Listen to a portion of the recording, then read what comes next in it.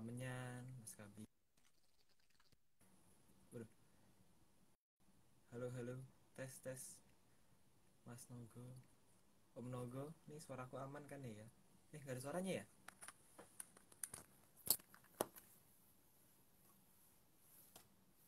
Halo, halo, halo. Kalau sekarang ada suaranya ya nih, sekarang. Kenapa nih? Sebentar. Nggak masuk. Halo Arya. Halo Om, wah nih Tadi kayaknya tadi ke, 3 kali keputus tadi aku. Gak tahu kenapa. suaraku Masuk gak ke? suaraku kecil nih Om. Sebentar ya, aku mau ambil Ya, headphone. oke. Ya, ya.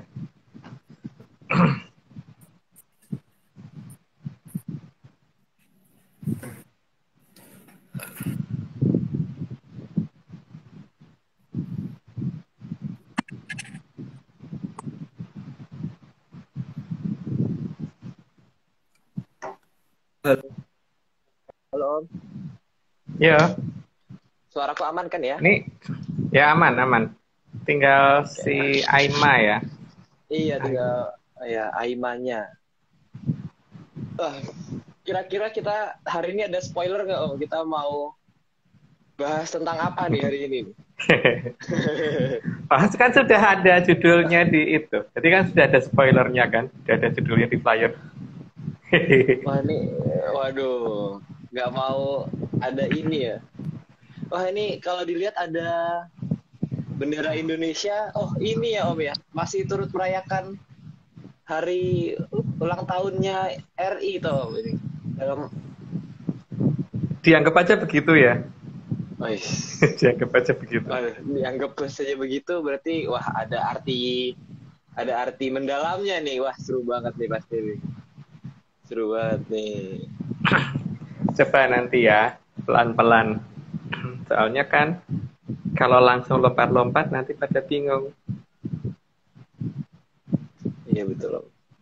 Ini Ini mana nih Aima kok? Aimanya belum hadir. Pakai akunnya Mas itu kan? Perhatian.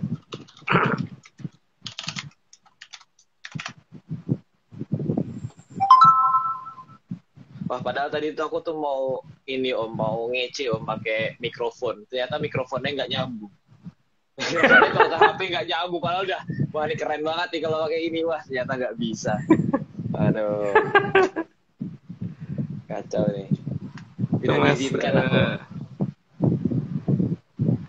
pakai akunnya Mas Fardian. Tapi tadi kayaknya Mas itu sudah ngasih tahu kan? Oh, Mas Rahardian ya? Iya. Rahadian Parto Sentono. Betul ya? Nah, aku kurang tahu itu.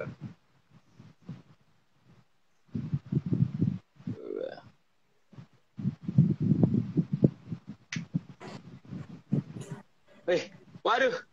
Halo. Halo, Halo. Halo. Halo. Nama, boleh kenalan dulu? Manggil apa ya? Dede Aima. Aima aja.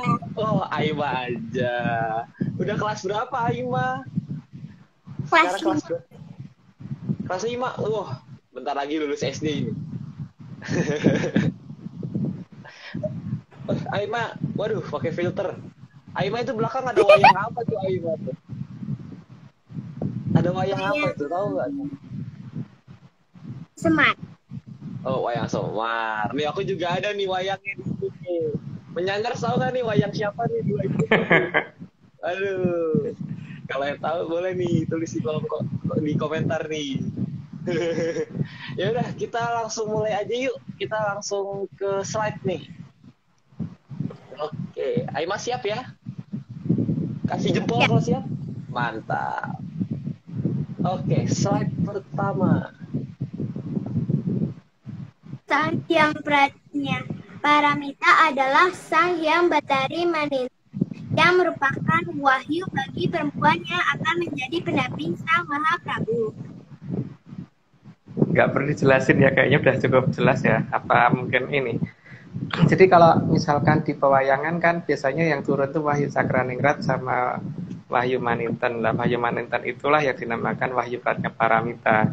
Dan saat ini itu adalah yang paling jarang, paling hampir nggak pernah turun. Oke, lanjut. Dulu tuh aku pernah Kalau dulu aku pernah dengar dulu cerita tentang Bathari Maninten tuh juga di Wahyu Cokroningrat tuh. iya Di benar, lakon-lakon di ngomong Wahyu Cakraningrat. Cokroningrat tuh ada tuh. Dulu nonton Iya. di YouTube kan ada tuh di drama Sendera Tarinya punya siapa itu waktu itu aku lupa. Tuh pernah Iya. cerita tentang itu.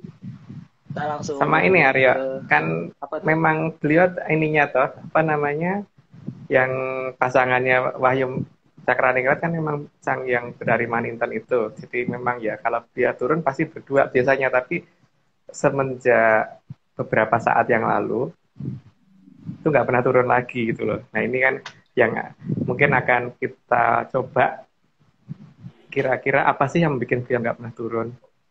Oke, Nah, monggo lanjut dulu ya. Nah, oke boleh. Ini slide kedua. Perempuan yang sanggup ketempatan Wahyu Sang Hyang Pratnya Paramita tidak bisa sembarangan, karena harus sanggup menjadi pendamping Sang Mahaprabu, serta bisa dan sanggup mengendalikan Sang Mahaprabu.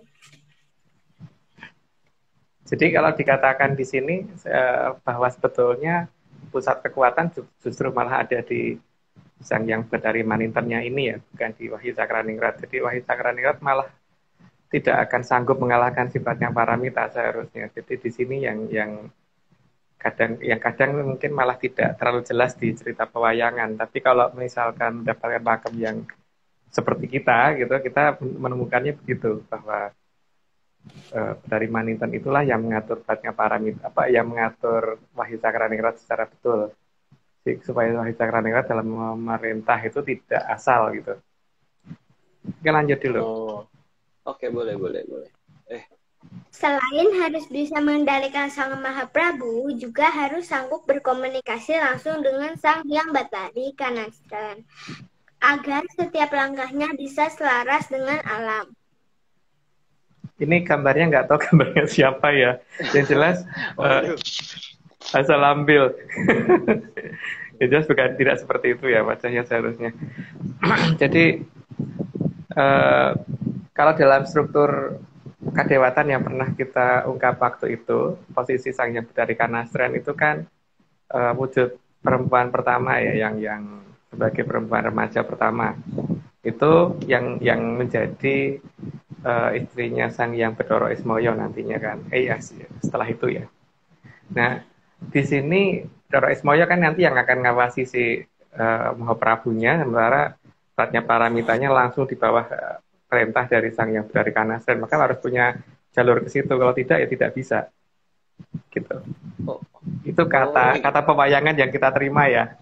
Berarti sepasang gitu ya Bathari Kanastran dengan Bathara Ismaya gitu ya, Sang Hyang Bathara Ismaya dengan Sang Hyang Bathari Kanastran itu sepasang itu untuk Mahaprabu dan Maharatu berarti ya. Iya. Boleh. Nih langsung nih ke ketiga nih, slide ketiga. Selain harus bisa mengendalikan Sang Mahaprabu, juga harus keempat. Keempat, bukan ketiga. Keempat.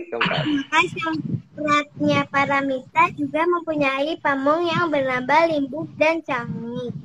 Limbuk merupakan pengejauhan tahan dari Sang Hyang Bathari Kanastran, dan Cangi adalah pengejauhan tahan dari Sang Hyang Bathari Langkung Suwiri. Dengan Sang Pratnya Paramita dengan Sang Pamong akan selalu dekat seperti halnya Punokawan dengan Sang Satrinya. Kayaknya penulisannya kebalik ya, yang Cangi itu yang ini ya. Jadi kayaknya salah. Mungkin saya waktu itu salah nulis. Jadi yang benar ya, yang Cangi itu yang Bathari Kanastran, yang Limbuk itu yang Sang Bathari Langkung Suwiri. Karena di sini kenapa beliau turun menjadi wajah seperti itu? Karena kalau turun dalam bentuk aslinya nggak ada yang ngalahin. Cantiknya mereka nggak ada yang ngalahin. Makanya beliau milih turun menjadi wajah yang seperti itu, seperti halnya Bathara Ismoyo, itu siapa yang bisa ngalahin gantengnya beliau, itu nggak ada. Makanya turun jadi Semar. Kalau enggak nanti mau Prabunya akan kalah ini, kalah penampilan sama pamongnya gitu kan. Begitu juga dengan Maharatunya akan kalah pamor dengan, maka turun jadi Punakawan, berubah wujud jadi seperti itu supaya ini ya, pusat perhatian itu ada yang dimomong beliau berdua itu. Kita lanjut dulu. Berarti meluruskan aja, berarti yang Cange itu yang Sang Hyang Betari Kanastren berarti ya? Ya, sini tadi kebalik nggak sih? Apa kau yang salah denger kali ya? Atau kayaknya udah bener kok ternyata. Ini kebalik ya? Lanjut. Oh ya kebalik ya, Limbo yang Betari Kanastren di sini, saya kebalik. Ya. Saya yang salah nulis itu. Lanjut ya. Maka yang kesempatan Wahyu Pratnya Paramita harus benar-benar sanggup mengendalikan Sang Mahaprabu dan sanggup melakukan apapun demi terjadinya ketentraman alam raya. Ya di sini memang berarti harus mempunyai kekuatan lebih ya. Jadi bukan hanya perempuan yang menunggu di rumah gitu tuh tidak. Jadi hanya menunggu komando dan sebagainya tidak. Karena di sini apa-apa kan berakhiran dengan, ya di sini tanah air aja kita ngomongnya kan Ibu Pertiwi ya, bukan Bapak Pertiwi gitu. Contohnya itu ya. Jadi memang posisi wanita itu sangat di atas. Jadi kalau di tradisi yang saya ngerti ya. Tapi nggak tahu. Tapi sekarang emang beliau nggak pernah turun. Setelah ada perubahan keadaan nggak pernah turun lagi. Gimana Aryo?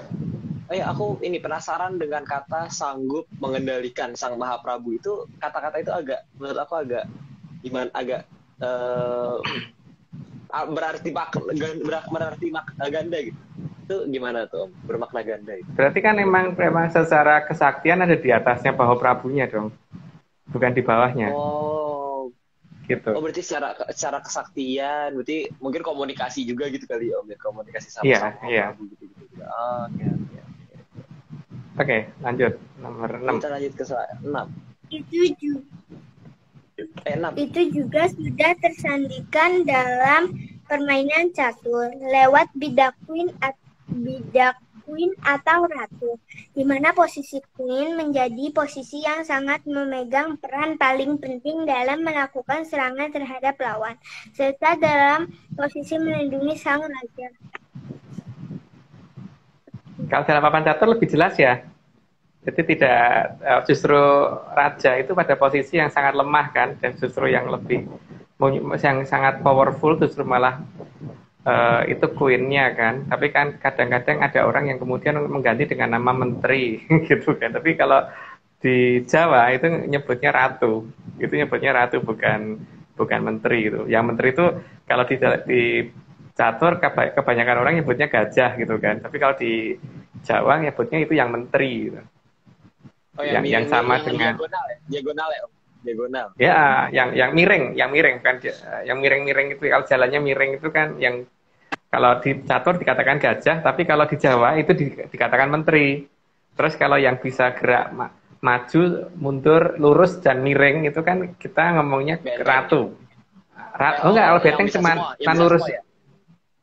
Ya, yang bisa lurus dan miring itu kan kita nyebutnya ratu biasanya kalau di Jawa ya. Tapi kalau di tempat lain ya ada yang nyebutnya menteri, ada yang nyebutnya macam-macam gitu. Atau nyebutnya seter gitu. Tapi ya di beberapa daerah, terutama di daerahku nyebutnya ratu, bukan menteri, bukan seter itu ya. Nah, ini kan berdasarkan daerahku, Aryo. Jadi aku nulisnya berdasarkan daerahku gitu. Oke, langsung aja nih kita ke slide ke-7 nih.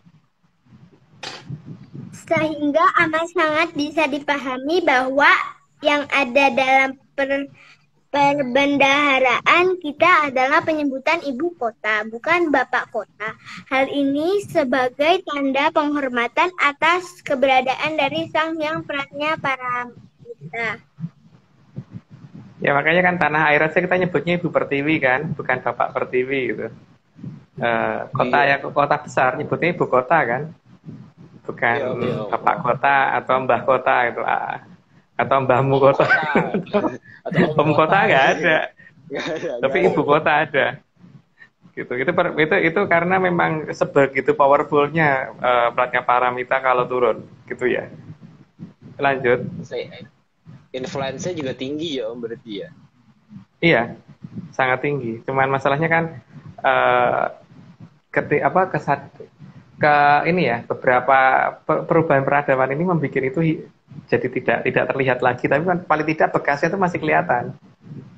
Masih kelihatan dari bekas yang ditinggalkan itu masih kelihatan bahwa tidak ada bapak kota, tidak ada mas kota, itu juga nggak ada. Nggak ada. Yang ada itu ibu kota. Nah, oke lanjut. Oke lanjut kita. Slide 8. Petunjuk lain adalah keberadaan istilah surga ada di bawah telapak kaki ibu yang menunjukkan seberapa besar perjuangan ibu bagi kehidupan alam raya.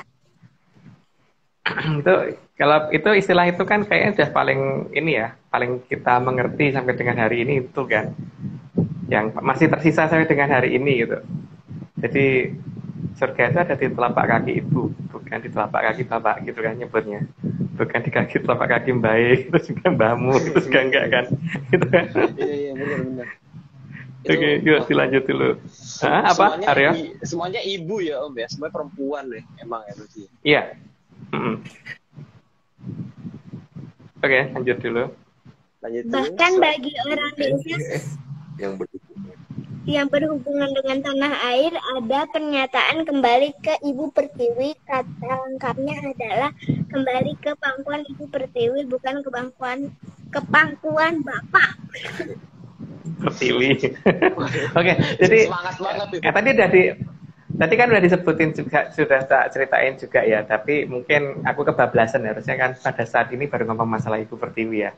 Tapi gini ya, kalau misalkan ada suatu wilayah yang kemudian mengadakan pemberontakan, terus kemudian dia kembali ke Indonesia, maka mesti kembalinya ngomongnya kan kembali ke pangkuan Ibu Pertiwi kan, bukan kembali ke bapakmu atau ke mbahmu gitu, selalu ke Ibu Pertiwi gitu. Begitu juga kan sekarang banyak ketika ini kayak Timur itu kan pengen kembali lagi, itu kan di beberapa berita kita selalu bisa membaca bahwa Timur pengen kembali ke pangkuan Ibu Pertiwi gitu kan. Iya Om. Iya kan. Itu ibu loh ya yang diutamakan di sini. Tapi aku mungkin jadi ingat ini Om. Apa ini berhubungan sama yang kemarin Eko Pratolo itu Om? Kan ada Sang Hyang Betari Pertiwi yang jadi itu salah satunya. Iya, makanya kan dari Eko sampai ke saat itu semuanya perempuan, yang 8 doang yang bukan, gitu kan, yang laki-laki cuma di Eko 8 sih, di terakhir, di ke-7. Di Sabto. Oke, dilanjut dulu. Oke, kita lanjut dulu. Bahkan bagi orang desa seperti kami di Atlantis Research Center, jika akan melakukan hal-hal penting selalu memohon bantuan ke Ibu Pertiwi dengan cara menepuk tanah 3 kali lalu memohon bantuan kepada Ibu Pertiwi. Ya itu biasanya kan Arya juga ngelakuin kan curang seperti itu. Jadi sebelum masuk kuliah kalau ada tes atau apa kan biasanya gitu kan, dodok dulu sentuh tanah 3 kali. Setelah itu entah gimana curang kan itu, ayo ya ngakuin nggak, kalau tes terus mungkin ada kayak yang ngasih tahu ya nggak, jadi tiba-tiba bener aja jawabannya gitu kan. Aku nggak enak Om kalau ada teman kuliahku yang ternyata nonton juga gitu. Ketahuan nih cara curangku soalnya. Sama kalau mau ada ini, kalau misalkan ada apa tuh namanya lomba, suruh bikin lomba atau makalah atau apa gitu, atau seminar itu kayak gitu kan, ayo urek kan biasanya. Langsung nyentuh ke tanah 3 kali, wah itu udah paling gitu. Mesti menangan kan kalau kan lomba debat dan sebagainya, artinya begitu kan, dan nggak pernah kalah kan. Aku ya udah, aku takut. Ya wes, oke. Kita dilanjut. Slide 11. Sehingga sebutan bagi Ibu Pertiwi menyangkut semua hal yang berhubungan dengan tanah air. Ya. Kalau itu udah jelas ya, tanah dan air pasti itu bersangkutan dengan Ibu Pertiwi. Nah di sini sebenarnya nanti problemnya ada apa dengan tanahnya dan ada apa dengan airnya, sehingga beliau kok tidak kembali sampai dengan hari ini, itu kenapa gitu kan. Ya. Oke, dilanjut Aima. Maka dalam penghormatannya bagi sang pratnya Paramita, warna bendera negara kita ini menempatkan warna merah di atas warna putih, dan kemudian sang merah putih dikibarkan setinggi mungkin. Sudah jelas ya bahwa ini kalau negara lain kayak Polandia mungkin kebalik ya, putih merah, kalau kita kan merah putih. Merah. Ya, kalau kita merah putih. Jadi ada dua hal sebenarnya di sini yang diceritakan, tapi yang satu mungkin saya nggak akan cerita ya. Tapi yang kedua itu kan jelas ya, merah itu pertanda dari apa, sementara putih pertanda dari apa, itu semoga pada ngerti deh. Semoga ngerti sih. Tapi yang jelas putih itu ada di bawah. Iya. Tapi yang putih ada di bawah, bukan di atas. Gitu seharusnya kalau benderanya bener loh ya. Kalau bagiku kan negara Indonesia yang bener, bukan Polandia yang bener gitu. Nggak boleh kebalik. Sempat kebalik juga nggak boleh itu, nggak boleh. Iya. Wah itu semoga menyanners bisa mengerti ya. Ini kode. Tapi kita nggak bisa memberikan. Shandi. Yang merah harus di atas. Dan yang tidak bisa kita jelaskan secara detail, tapi semoga mengerti gitu. Itu ada hubungannya dengan kenapa pratnya Paramita nggak kembali. Oke, lanjut. Oke, lanjut kita. Nomor 13 ya. Iya. Ya, 13. Warna putih sebagai lambang kesucian pada bendera terlihat diletakkan di bawah. Berarti ada sesuatu hal yang disucikan dan disembunyikan oleh sang pemberani atau sang merah. Ya, ini kan yang kedua yang akan kita bahas ya. Kalau yang pertama kan enggak. Jadi kan ada dua arti sebenarnya. Tapi dua arti itu sebenarnya selaras. Cuman yang kedua itu artinya begitu. Berarti ada yang disembunyikan di bawah sesuatu. Yang berwarna putih ini lagi disembunyikan. Oke, lanjut dulu. Kebiasaan orang di negeri kita saat menyebut air bersih yang jernih dan bening dengan sebutan air putih. Ya. Tapi warnanya kenapa? Tuh. Warnanya apa? Warnanya putih. Iya, warnanya bukan putih, warnanya bening kan? Air putih kan kita ngomongnya selalu gitu kan? Jadi kalau susu kita nggak pernah ngomong air putih, tapi ngomongnya susu gitu kan. Tapi kalau air putih itu biasa air bening, bener nggak? Itu kebiasaan orang-orang di negara kita kan. Sehingga yang dikatakan putih di sini berarti ada air suci yang disembunyikan gitu kan, yang sedang disembunyikan. Air putih gitu, tanda kutip putih ya, air suci gitu. Iya, iya. Kalau bahasa Inggris jadi aneh, white water gitu jadi mineral water gitu kan. Gitu tuh ya itulah orang sanaan beda dengan kita. Wah, memang. Kita lanjut dulu. Ini kayak pembahasannya mirip banget sih, slide 15. Ya oke. Dilanjut. Air bening, kata air putih juga sebagai sebutan ke air yang benar-benar putih dan bermanfaat bagi kehidupan. Jadi kalau air putih, air bening ya, yang dimaksud air putih kan berarti air bening untuk negara kita itu, bahwa air putih atau air bening itu adalah sesuatu yang sangat bermanfaat untuk kehidupan, karena itu bisa untuk bersih-bersih, bisa untuk mandi, bisa untuk diminum, dan untuk yang lain-lain, untuk masak dan sebagainya gitu. Jadi kehidupan kita itu sangat tergantung dari air itu. Cuman air itu ada yang dimaksud air yang mana sih gitu. Oke, lanjut dulu. Nomor 16. Selain itu, air jernih juga bisa digunakan untuk menghilangkan kotoran dan membersihkan kuman atau bakteri yang ada. Jadi posisi keberadaan air bersih sangatlah vital bagi kehidupan. Ya. Inilah dia, makanya memang ini harus dicari kan. Yang dimaksud itu apa sih sebenarnya, air apa ya, yang dan di mana ya itu posisinya gitu. Yang membuat tidak datangnya kembali sih pratnya Paramita semenjak cukup lama lah, hampir 500 tahun ini. Lanjut, Aima, nomor 17. Lanjut kita. Beberapa mata air selama ini sengaja dibiarkan oleh leluhur ada di peradaban kita. Tujuannya adalah agar kita tahu dan menjaga keberadaan sang mata air tersebut. Maka biasanya di dekat mata air terdapat pejangkian.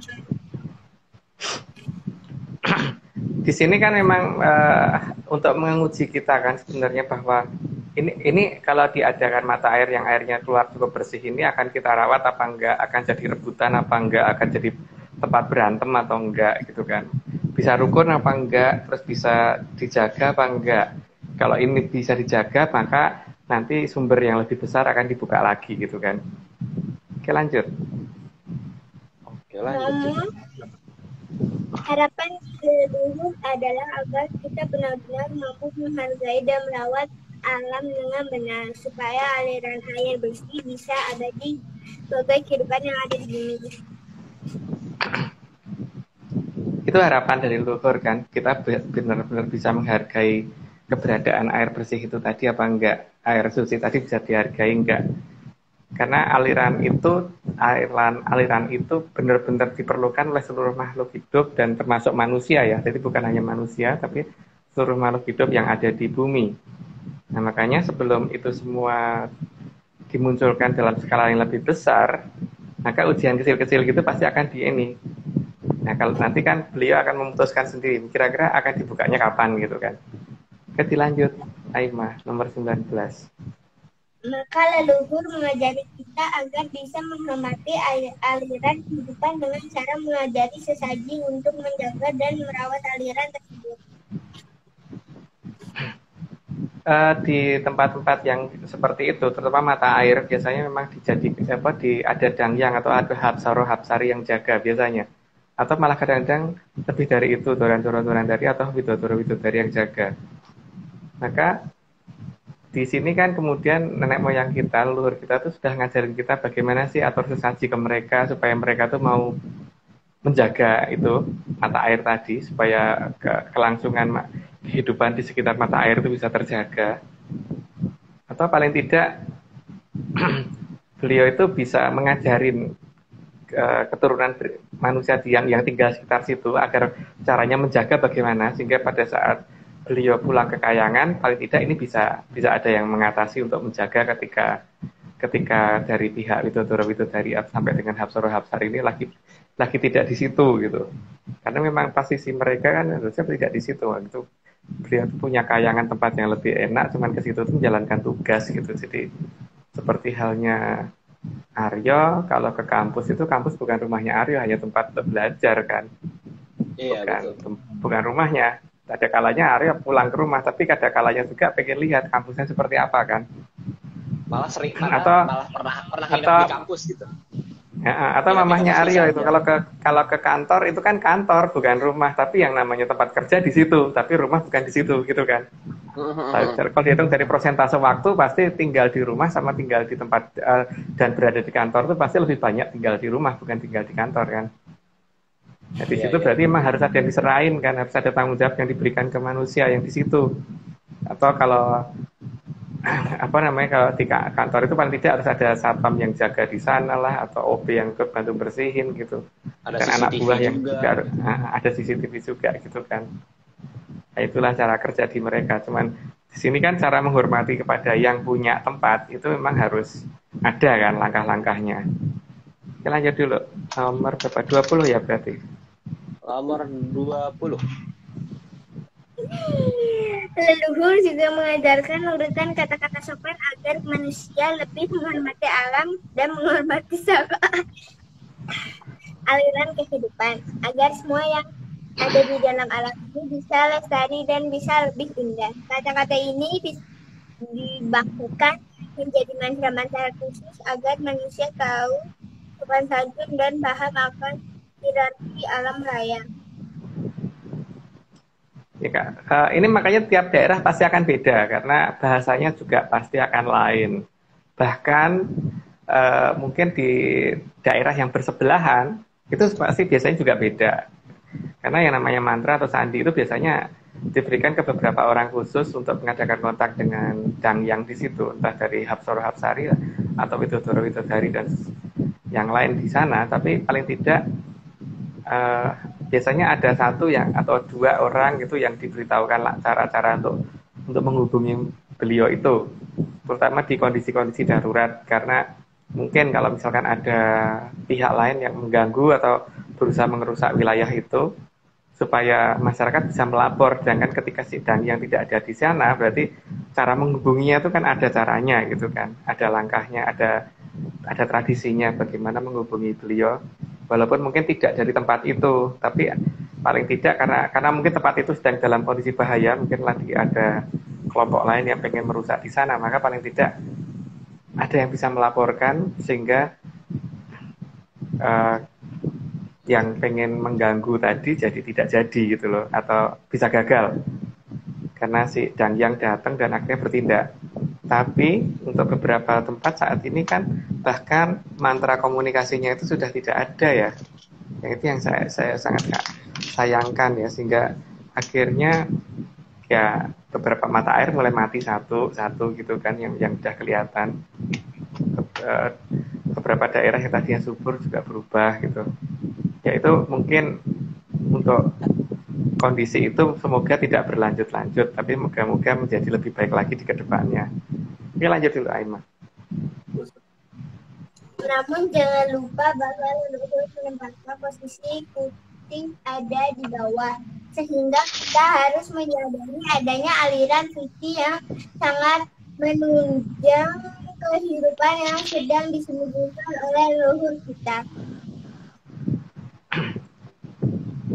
Peluru nyebutnya aliran air suci ya. Jadi kalau dikatakan suci itu kan benar-benar harus dijaga. Kalau dijaga itu berarti kalau beliau memperkirakan bahwa ada satu peradaban, ada satu tradisi yang kemudian tidak akan mempertahankan itu, maka pasti akan disembunyikan.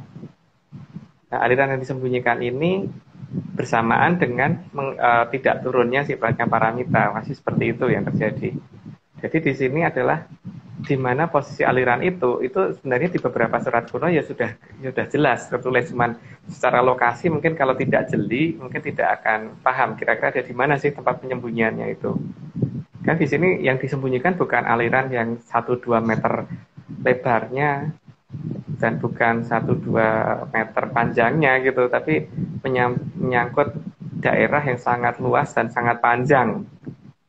Sehingga, dan itu aliran yang deras, bukan aliran yang tidak deras, harusnya begitu ya. Oke, lanjut dulu Aiman. Kita juga harus paham bahwa ibu kota sebagai pusat pemerintahan seharusnya tidak jauh dari aliran yang bisa membawa kehidupan tersebut. Aliran itu ada dan biasanya dibangun berhadapan dengan keraton kalau zaman dulu. Makanya kalau di Serat Pedalangan kan selalu dikatakan ya namanya keraton itu ngayonaken Bandaran Agung, mengkerahkan wukir gitu kan, menghadap ke pelabuhan, membelakangi gunung.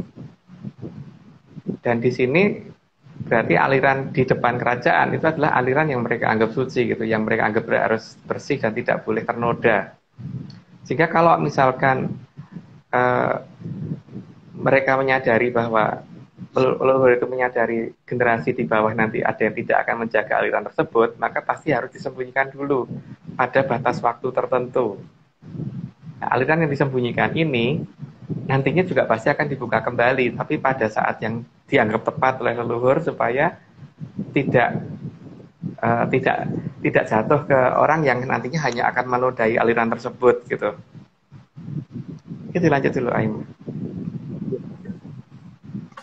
Hilangnya aliran suci bagi kehidupan juga ditunjukkan dengan tidak turunnya sang hyang pratnya paramita sama ini, karena air suci tersebut sebagai syarat turunnya sang hyang pratnya paramita.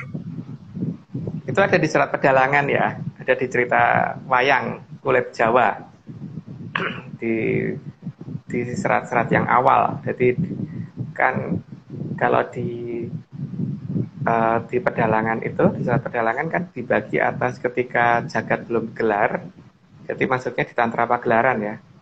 Dan setelah jagat digelar, sebelum jagat digelar itu kan berarti cerita mulai dari Sang Hyang Ogrobesti sampai dengan ketika bumi akan ada, dan setelah itu baru setelah bumi ada gitu kan.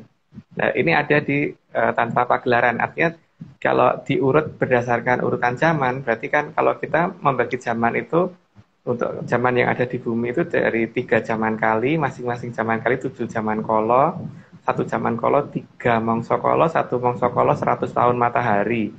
Nah, di sini masalahnya cerita ini ada di sebelum zaman kali yang pertama. Jadi bukan di zaman kali yang pertama atau yang kedua atau yang ketiga, tapi sebelum zaman kali yang pertama. Jadi kalau ada yang bisa menemukan, itu ada di Serat Tantra Pagelaran yang sebelum digelarnya Jagat Raya tentang cerita ini. Lanjut dulu. Karena berdasarkan cerita pewayangan Jawa, yang akan ke tempatan beratnya Paramita harus pernah meminum sang Amerta Sari atau air suci. Itu sudah pernah ya di apa? Kok sudah pernah? Sudah jelas tuh, kok bukan sudah pernah ya, sudah jelas bahwa cerita itu ada, dan makanya ada beberapa perlambang.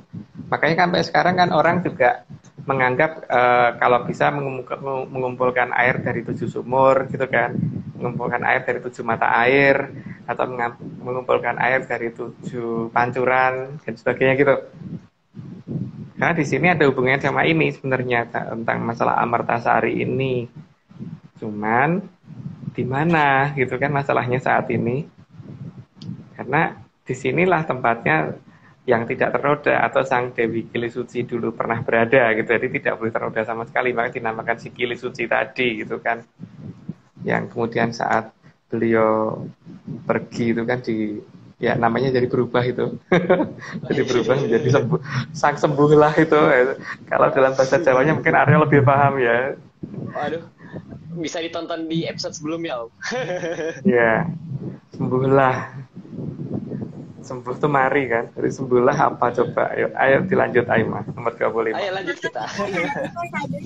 Begitu pentingnya aliran sang Amerta Sari sehingga harus disembunyikan oleh leluhur kita.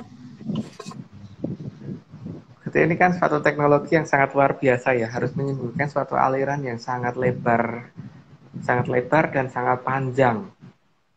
Sangat lebar dan sangat panjang loh, bukan hanya 1-2 meter persegi gitu, atau bukan hanya 10-20 meter persegi, atau bahkan bukan hanya 10 kilometer loh. Lebih dari itu gitu.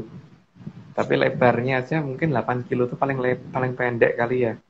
Nah, ini disembunyikan karena dikhawatirkan bahwa aliran ini nanti akan ternoda gitu. Makanya ini disembunyikan oleh leluhur kita, dan mungkin nanti pada saat yang tepat akan dibuka kembali. Lanjut Aima. Sungai yang disembunyikan itu pasti sangat bersih dan sangat lebar karena harus menjadi ciri khas keberadaan Sang Hyang Pratnya Paramita. Sudah cukup jelas ya seharusnya ya, bahwa ada sungai besar, ada aliran yang sangat lebar, sangat besar, dan mempunyai arus yang sangat cukup deras, dan aliran itu adalah aliran air yang sangat bening dengan kandungan bakteri yang hampir nggak ada, dengan kondisi yang sangat jernih, dan air yang sangat sejuk, dan memanjang ada di suatu wilayah yang saat ini tidak bisa kita lihat, karena posisi dalam bendera merah putih itu warna putih disembunyikan di bawah, gitu. Itu yang harusnya kita mulai cari, karena kalau itu kembali berarti Pratnya Paramita juga akan kembali. Lanjut Aima. Sungai tersebut tidak ternoda, karena bersih berarti tidak ternoda, sehingga pasti tidak jauh dari penjelasannya Sang Dewi Kili Suci atau Sang Dewi yang tidak ternoda. Kalau itunya tadi saya kecepatan sudah terlanjur bahas yang ini ya, tapi yang jelas pada dasarnya yang kita harus tahu ini adalah aliran yang sangat bersih, sangat bening, dan sangat menunjang kehidupan, bahkan mungkin bisa menyembuhkan penyakit kalau perlu, bahkan bisa menghilangkan penyakit-penyakit yang dianggap bahaya dan yang tidak bisa diatasi oleh pengobatan masa kini, dan ini disembunyikan. Jadi ini seharusnya kan kalau di seratnya jangkanya Serat Joyoboyo kan berarti dengan munculnya ini maka yang dikatakan wabah ya atau pagebluk itu akan berakhir. Harusnya begitu.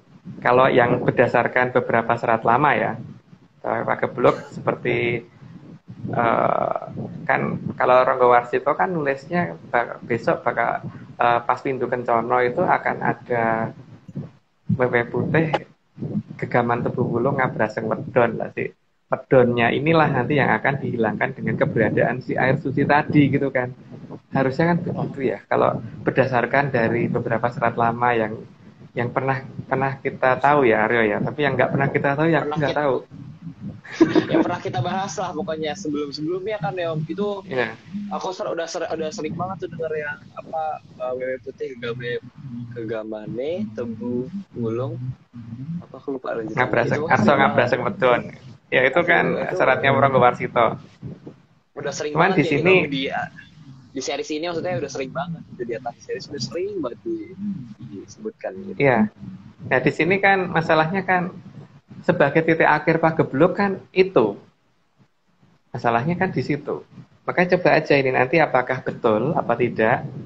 Jadi kalau seharusnya dengan kemunculan aliran bersih tadi, aliran yang bisa memberantas semua penyakit tadi, itu muncul kembali gitu kan. Ya, kita tunggu itu kan. Ya, dan semoga ini segera kembali.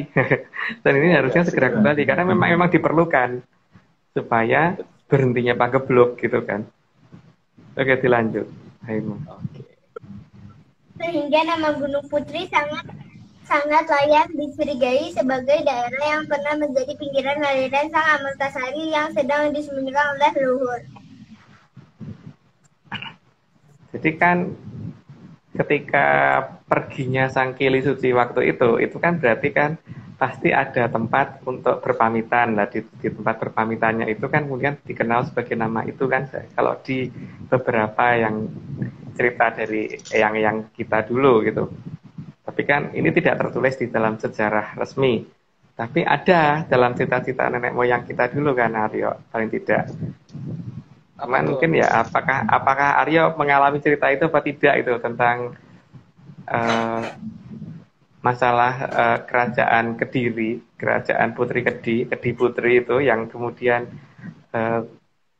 ketika berpamitannya Sang Dewi Kili Suci terhadap bapaknya Prabu Erlangga yang waktu itu sudah mengundurkan diri dari jadi Prabu, di daerah itu kan kemudian dinamakan Gunung Putri. Itu cuman Gunung Putri itu kan ternyata tidak di satu tempat doang kan, ada beberapa tempat lah. Terserah sekarang yang mana Gunung Putrinya gitu.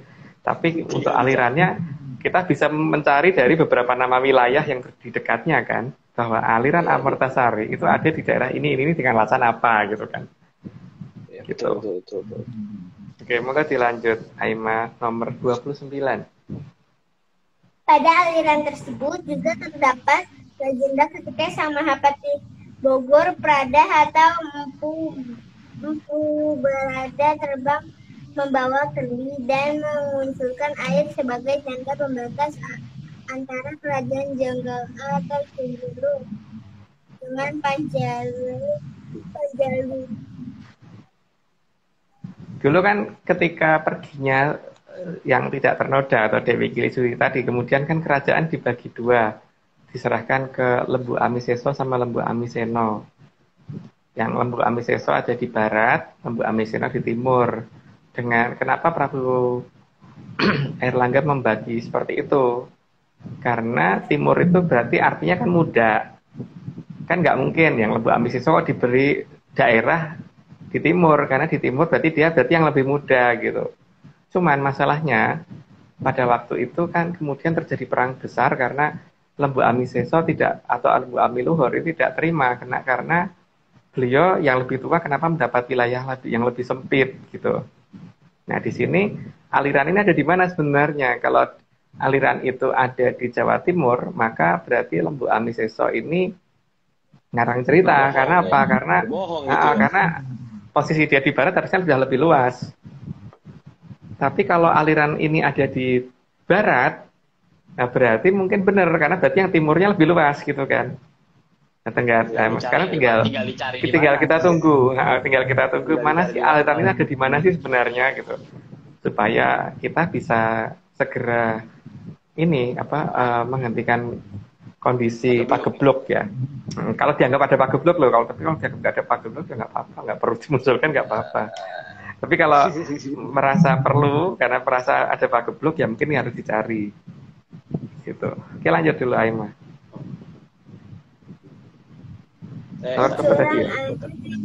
Curang air 30. Peraja waktu itu agar kembalinya Kuripan dan bisa memberantas peperangan antara Jonggolo dan Panjalu. Pada saat zaman Prabu Erlangga itu kan memang nama kerajaannya Kuripan ya, artinya tempat yang sangat menjunjung tinggi kehidupan. Maka kemudian Mahapatih Pobarada, nama lengkapnya kan Sang Prabu Bogor Prada, karena dulu adipati yang diangkat menjadi Mahapatih di kerajaan Kuripan, jadi Mahapatih Bogor Prada. Nah, Mahapatih Bogor Prada itu dulu kemudian untuk menjaga supaya tidak ada pertempuran, maka mengucurkan air pakai kendi, terbang melintasi menyusuri ya, dari, kalau pernyataannya sih dari utara ke selatan, ngucurin air supaya orang dari Panjalu tidak bisa nyebrang ke Jenggala, dan dari Janggala ya, janggal, aneh, janggal A, jonggol O, atau kata, kalau orang pakai bahasa Kawi ngomongnya jonggolo, jonggol O, tapi kalau orang pakai bahasa Sanskerta ngomongnya janggal A. Itu supaya tidak bisa nyebrang, dan kedua prajurit dari kedua kerajaan supaya juga tidak bisa nyebrang gitu, sehingga aliran ini disebut aliran suci karena bisa memberantas terjadinya peperangan besar yang terjadi di wilayah itu. Nah, sekarang seharusnya kita mulai berpikir di mana sih tempatnya Empu Bogor Prada ini, Sang Mahapatih Bogor Prada itu kira-kira asalnya dari mana ya gitu kan. Kita lanjut Aima. Sehingga sejak dikucurkan namanya air kendi oleh Sang Mahapatih Bogor Prada, maka nama aliran Amertasari berubah nama menjadi Sungai Berantas. Ini sudah cukup jelas ya, karena tujuannya adalah memberantas peperangan waktu itu, supaya kehidupannya benar-benar terjaga gitu kan. Dan masa iya sih aliran suci dipakai untuk tempat perang, itu kan nggak boleh. Makanya waktu itu kan yang diperintahkan Prabu Erlangga hanya dua kemungkinan, bahwa ini ditutup aja, atau mereka nggak boleh nyebrang, dibikin nggak bisa nyebrang dengan kemampuan dari Mubarada, sehingga tidak bisa prajurit dari Panjalu tidak bisa nyebrang ke Jenggala, dan Jenggala nggak bisa nyebrang, Janggala nggak bisa nyebrang ke Panjalu itu. Maka dikatakan sebagai sungai untuk memberantas peperangan atau sungai berantas gitu kan. Sehingga aliran itu yang nantinya namanya Amertasari berubah menjadi Sungai Berantas. Kata wayang gitu ya. Oke, kata cerita wayang. Lanjut. Karena aliran itu pernah untuk memberantas perang, maka alirannya pasti sangat kencang. Jadi bukan air yang alirannya lambat. Kalau alirannya lambat, dengan gampang orang bisa nyebrang, kapal kecil aja atau orang berenang bisa gitu kan. Tapi supaya perang itu tidak bisa terberantas, maka orang baru mulai mau nyebrang ke bawah arus gitu kan, harus begitu kan, terbawa arus dan ke pinggir lagi, ke wilayah dia lagi gitu. Maka ini pasti aliran yang sangat kencang, sangat-sangat kencang, bukan aliran yang sangat lambat. Makanya kan dalam ini beberapa serat kuno kan juga dijelaskan bahwa akan kembalinya sungai besar, atau dikatakan Segoro Tanggung, yang alirannya itu sangat kencang gitu loh. Ya dikatakan kata-katanya kalau nggak salah itu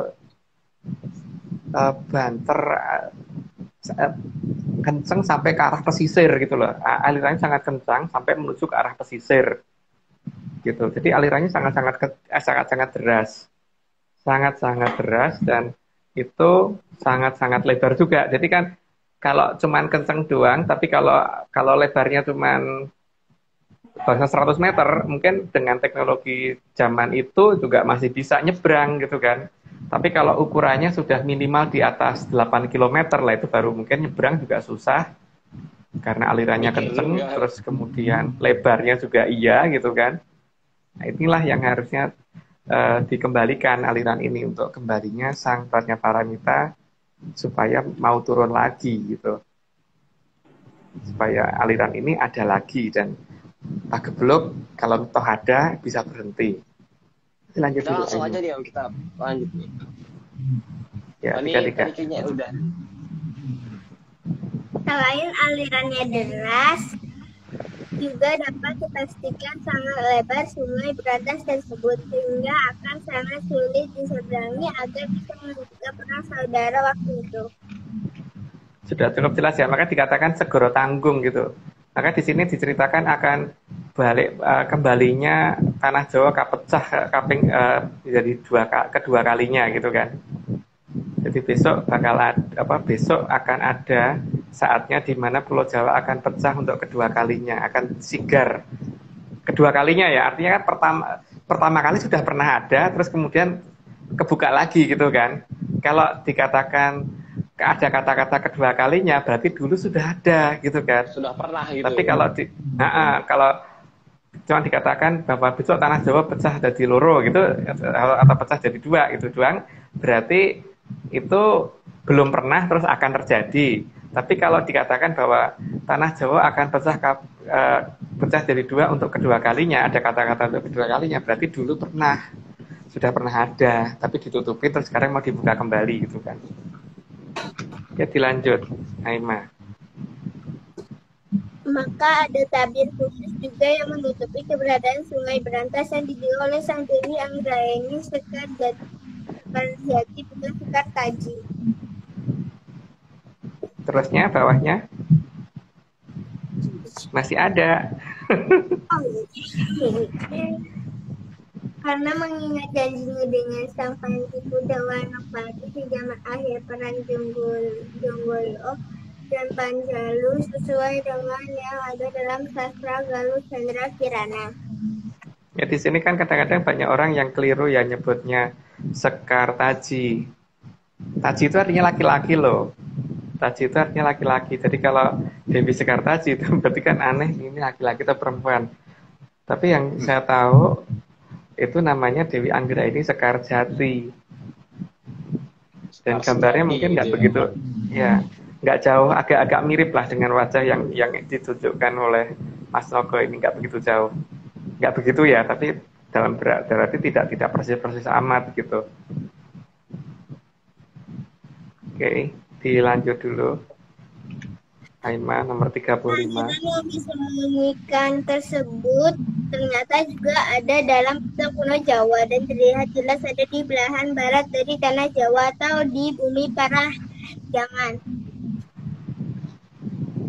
Di situ kelihatan ya, bisa di zoom nggak Aryo sebelah utaranya dulu, sebelah utaranya Sungai Berantas itu.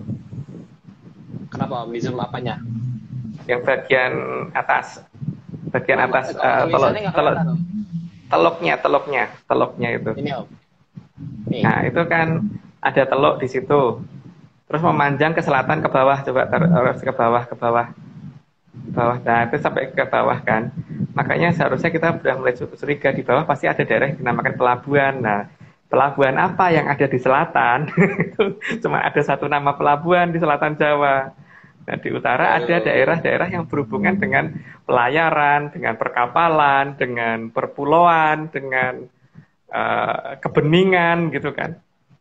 Kalau di tengah sini pasti ada dermaga. Ada bening yang sejati, ada daerah namanya dermaga dan sebagainya gitu kan. Nah, itulah yang betul. Disitulah kira-kira aliran Mertosari yang dirubah namanya menjadi Berantas itu seharusnya akan terbuka kembali gitu. Dan itu seharusnya kan posisinya ada di Jawa Barat, bukan di Jawa Tengah atau di Jawa Timur. Karena kalau dilihat itu coba ada daerah tulisannya namanya Japara atau Aryo Jepara, iya, di daerah. Aku pernah baca versi enggak, ini pecah Om. Aku pernah versi SD-nya. Di daerah sini tuh ada nama daerah Jepara Om. Bawah dikit ya. Iya, berarti kan Jeparanya di situ. Ya, bahkan aku kalau Jeparanya di situ berarti itu Jawa Barat kan? Sungai itu ada di Jawa Barat gitu loh. Ini Jepara. Ini aku ingat banget nih nama salah satu kerajaan yang mesti ingat banget. Iya, ada nama satu kerajaan yang aneh. Kok nama nulisnya di situ ya Belanda ya, bukan ke timur lagi gitu. Iya, bukan di sebelah timur. Ini mungkin teman-teman menyanders nih bisa dicari nih peta seperti ini, dicari di Google, terus coba di zoom sendiri gitu. Coba di zoom mandiri gitu. Kira-kira ada nama kerajaan apa di sana yang misterius nih kita. Oke, lanjut. Lanjut, Aima.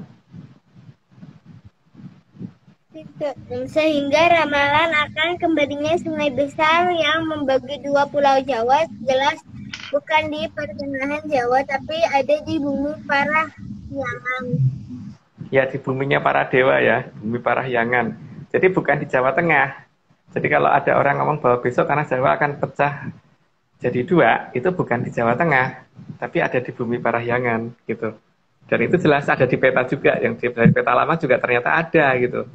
Lanjut dulu, Aima.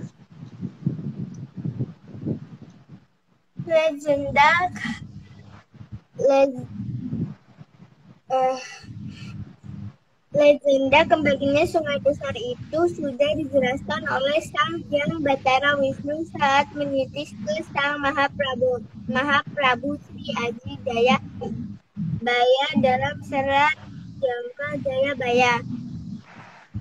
Dengan sangat jelas loh, Aji Jaya Baya sudah menyatakan jelas bahwa besok tanah Jawa akan pecah jadi dua. Untuk kedua kalinya, ada kata-kata itu, untuk kedua kalinya. Artinya beliau benar-benar sudah melihat benar bahwa ini dulu, besok ini akan ditutup, terus kemudian akan dibuka kembali gitu.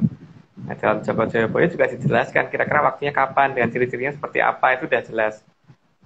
Nah, beberapa ciri-ciri kan tadi sudah kita ceritakan, dan dulu-dulu juga pernah diceritakan. Oke, dilanjut dulu, Aima.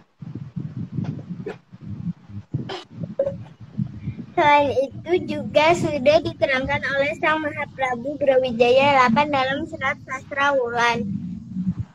Sekali lagi ya, Brawijaya menurut versi kita 8, bukan sampai 5 gitu. Jadi dalam serat Sastra Wulan juga udah ada cerita itu gitu. Dan itu turun-temurun diceritakan ke saya dulu ya.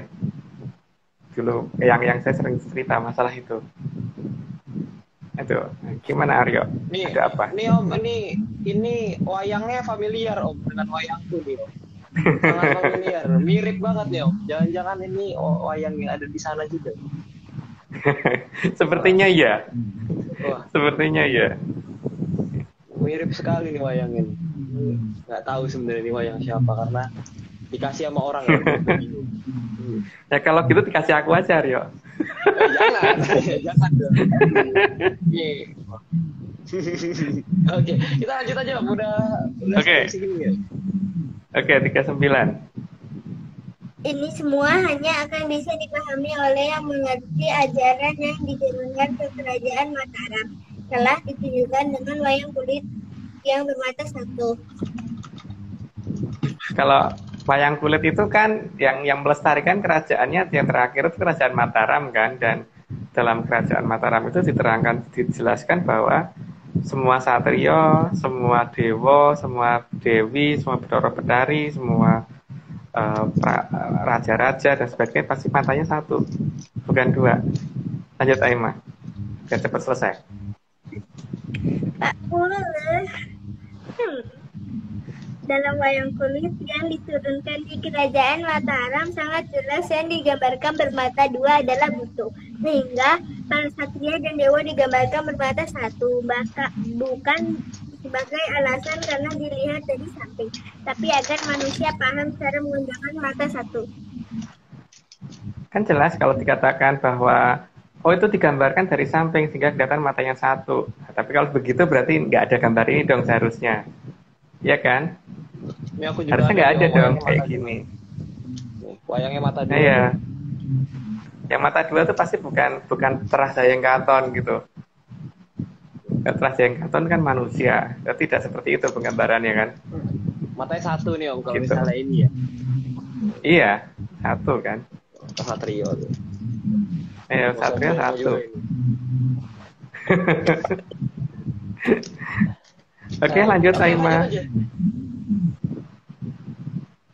Amrapati Rawuhin Kamulyani Sampintani Tribuana. Ya, itu tidak perlu dijelaskan karena itu hanya pernyataan dari kita bahwa tugas yang ini sudah kita sampaikan gitu aja toh. Oke, apalagi? Sudah. Sudah. Iya. There's nothing in here. Look. Weh, pinter. It's not in the paper ya. Ya. Aduh, bagus banget nih. Berarti wah, makin menarik nih ya bahasannya Om ya, semakin menjurus nih kayaknya. Semakin mendetail tentang pembukaan pembukaan si mata air berantas ini ya Om ya. Berarti ya makin di sini ya. Ya, aliran yang memberantas sesuatu yang tidak baik gitu kan. Jadi termasuk aliran yang akan memberantas pagebluk gitu kan. Karena kalau di zaman Panjalu dan Jonggolo gitu kan itu kan memberantas peperangan. Tapi mungkin untuk pembukaan yang kedua kalinya nih kita nggak tahu ya, mungkin memberantas sesuatu yang pagebluk. Pagebluk itu apa? Ya nggak tahu. Pokoknya katanya itu yang akan menghentikan pagebluk gitu kan. Tergantung kita menganggap pagebluknya apa gitu kan. Gitu. Terus apa namanya? Ini masih satu rentetan ya. Minggu depan masih sambungannya dari ini gitu Aryo. Karena kan waktu kemarin kan ada yang nanya, kenapa kok nggak ini diceritakan minggu depan apa temanya gitu. Yang jelas temanya masih tentang sekitar ini lagi, nyambung kenapa itu, biar pada ngerti kalau ketika aliran air suci ini dibuka itu apa tujuannya gitu kan. Jadi bukan leluhur, bukan asal-asalan pengen buka kan untuk karena supaya biar kelihatan lo gue dewo, lo gue kalau ngomong bener kejadian, bukan hanya karena itu kan, tapi karena emang ada sesuatu yang sangat krusial gitu. Iya. Berarti minggu depan masih sang puspot ajem ya Om ya materinya. Masih rangkaian itu sang puspot ajem. Wah, menarik banget nih. Ini Menyanners disimpan dulu tanggalnya, jangan kemana-mana. Jam 9 ya Om, seperti biasa ya Rabu. Minggu depan Pak Marius sudah balik belum ya kira-kira ya?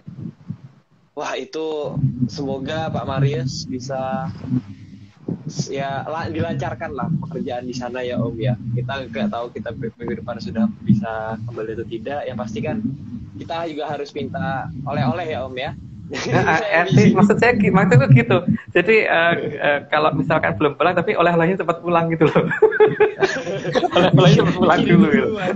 Oleh-olehnya itu aku juga mau gitu dari sana. Wah, kalau gitu apa kita sudahi dulu nih Om hari ini.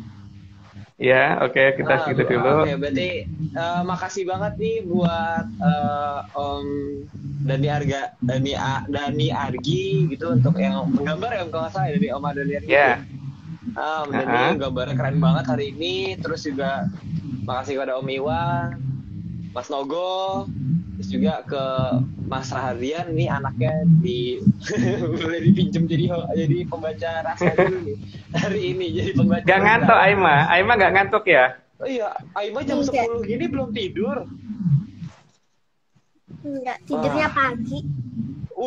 Kok tidurnya pagi? Waduh. Wah, nih. Karena kalau malam nggak bisa tidur, apalagi kalau siangnya tidur, nggak bisa tidur sama sekali seharian. Wah. Weh. Hebat. Wah, nih. Tapi sekolahnya jangan telat-telatnya ya, jangan telat nih kalau tidurnya pagi. Dia kan sekolahnya dari rumah. Di masa gini sekolah dari rumah. Jadi nggak mandi pun nggak ketahuan sama gurunya, jadi buka doang. Nggak pernah mandi dia. Waduh. Oke. Jadi teman rekan Menyanners jangan lupa minggu depan kita ada sesi yang ke-67 ya, bener ya? Wah, 67.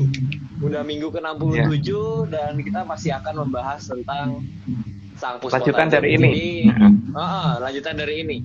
Dan ya sekian nih dari Atlantis Series. Dadah, salam menyan semua. Dadah. Udah kaget.